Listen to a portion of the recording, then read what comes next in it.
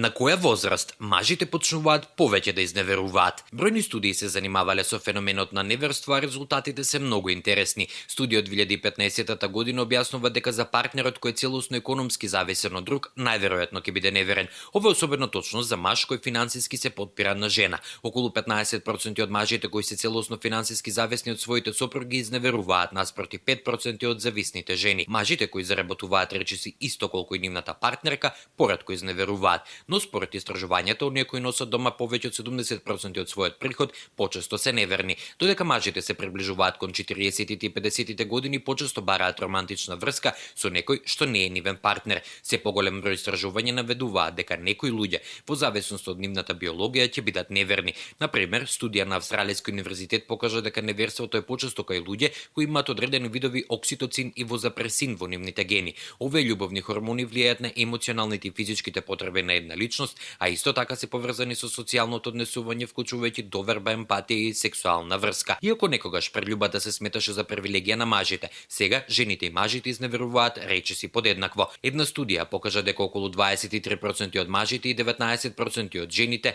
го изневериле својот партнер. Човек кој еднаш изневерил и не се покаел, ќе продолжи да изневерува.